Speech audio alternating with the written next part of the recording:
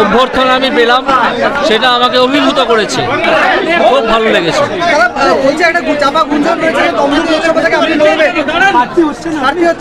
সেটা আমি আজকে এখানে পুজো দিতে এলাম, তারপর দেখা যাক ওইখানে লিস্ট বেরোবে তখন।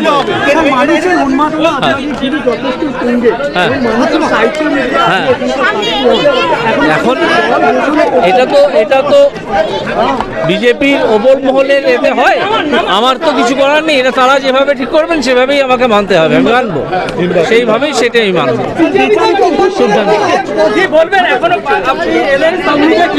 খুব ভালো লাগলো মানুষজন যেভাবে। আজকে মূল কারণ হচ্ছে একটু পরিচয় সকলের সঙ্গে, যদিও আমার নাম এখনো ঘোষিত ঘোষণা করা হয়নি, তো পড়ে গেছে ঘোষণা করা হতে পারে। একটু দাঁড়িয়ে যান, শোনা যাচ্ছে। আরে এত কথা বললে হয়? প্রকাশ করতে কি বলবেন, এটাকে নিয়ে কি বলবেন? সুপ্রিম কোর্টের অর্ডার মান্যতা দিতে হবে।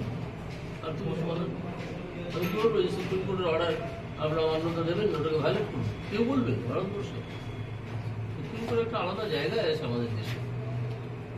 মমতা বন্দ্যোপাধ্যায় আজকে বলেছেন সিএএ এনআরসি কানেক্টেড, যেই আবেদন করবেন সঙ্গে সঙ্গে আপনি অবৈধ নাগরিক হয়ে যাবেন, বিদেশি হয়ে যাবেন। ভাবরা থেকে সাধারণ মানুষকে ঠিক এভাবেই তিনি সিএএ নিয়ে বোঝাচ্ছেন। আমি তো বললাম যে উনি ক্রমাগত অসত্য কথা বলেন, এবারেও অসত্য কথা বলেছেন, মানুষকে বিভ্রান্ত করার জন্য, একটা সাম্প্রদায়িক বিভেদ তৈরি করার জন্য, এক শ্রেণীর ভোট কবজা করার জন্য।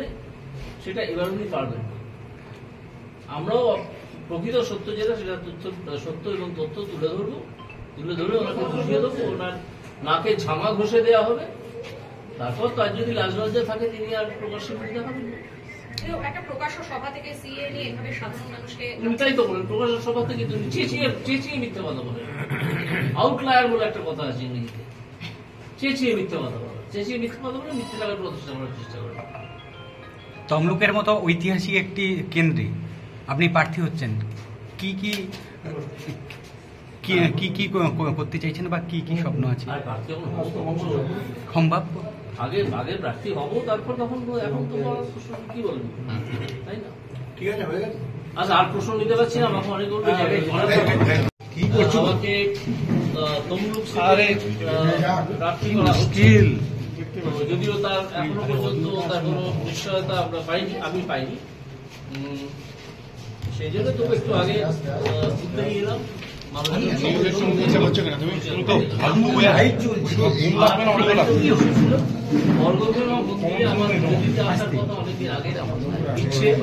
সেই ইচ্ছে আজকে পূরণ করবে।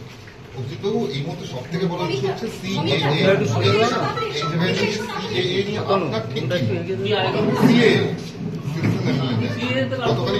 কারণ তো কোনো ক্ষতি হওয়ার কোনো সম্ভাবনা নেই। সিএ যে কোনো জায়গায় যে কোনো দেশেই চালু হতে পারে। আজকে যারা বিকৃত করে একটা প্রচার চালাচ্ছেন যে তৃণমূল কংগ্রেস, তারা ব্যাপারটা বুঝেও মিথ্যা কথা বলছে, বুঝেও সিএ কারোর তো এই যাবে না, কারোর তো নাগরিকত্ব যাবে না, নাগরিকত্ব দেওয়া হবে অনেকে যাদের নেই, অনেক লোক আছে। আজকেও অ্যাডমিনিস্ট্রেটিভ মিটিং থেকে মুখ্যমন্ত্রী বলছেন যে যার অলরেডি উনি অসত্য ভাষণে অত্যন্ত পটু, বহু অসত্য ভাষণ সারা বছর ধরে করে যান। এই অসত্য ভাষণের তুমুল প্রতিবাদ তো হবেই, এবং সত্য কথাটা ধরে যখন দেওয়া হবে, উনি আর আশা করার যদি কোনো লজ্জা থাকে তাহলে উনি আর প্রকাশ্যে মুখ দেখাবেন না, আশা করি। আজকে যখন আপনি আসলেন তমলুকে, তার আগে দেখা যাচ্ছে বিভিন্ন জায়গায় আপনার নামে পোস্টার, যারা আপনার পার্টির কর্মী সমর্থক থাকলেও তারা মেনেই ধরেই নিয়েছে যে আপনি তমলুকের প্রার্থী হতে চলেছেন বিজেপি। হ্যাঁ, যদি সেরকম একটা খবর সেরকম একটা গুঞ্জন আছে, কিন্তু সেটা যতক্ষণ ঘোষণা হচ্ছে ততক্ষণ আমি বা আরো আমার সিনিয়র যারা আছেন এখানে অভিজ্ঞ রাজনীতিবিদ, তারা কেউই সেটাকে এখনো পর্যন্ত মান্যতা দিচ্ছেন না। যখন হবে তখন হবে। ভোটে দাঁড়ালে মানুষের কাছে কি বার্তা নিয়ে যাবেন? আচ্ছা, আরো অনেকে আছে, আপনি মুখ্যমন্ত্রী বলছেন যে রাজ্যে ডিটেনশন ক্যাম্প করতে দেবো না, দরকার জীবন দেবো। কিসের জীবন? কিসের জীবন দেওয়া? রাজ্যে কি তৈরি করতে দেবো না? Detention camp. ডিটেনশন কেন? কে করবে? করার প্রয়োজনটা হবে কেন? কাউকে তো ঘাট ধরে বেরোত দেওয়া হচ্ছে না, বার করে দেওয়া হচ্ছে না। তুই যখন হবে, যদি সে পরিস্থিতি তৈরি হয় তখন দেখা যাবে। আজকে উনি এসব বলে মানুষকে উত্তেজিত করছেন কেন? উনি তো একটা সাম্প্রদায়িক বিভেদ ছড়াচ্ছেন। এটা সাম্প্রদায়িক বিভেদের ব্যাপারই নয় সিএ। এটা সম্পূর্ণ ভারতবর্ষে যারা আছেন ভারতবর্ষীয়দের ব্যাপার।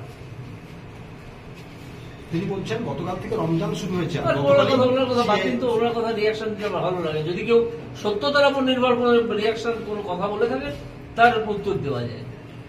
সারাক্ষণ অসত্য ভাষণ সারাক্ষণ। আগে যখন সিএ নিয়ে বিল পাস হয়েছিল, গতকাল নন্দীগ্রামে দেবাংশু ভট্টাচার্য অর্থাৎ তৃণমূলের তমলুক লোকসভার প্রার্থী, তিনি বলেছেন যে আপনি তার থেকে রাজনীতিতে অনেক জুনিয়র, কি বলবেন? এইসব এদের কোনো কাণ্ড কেন নেই?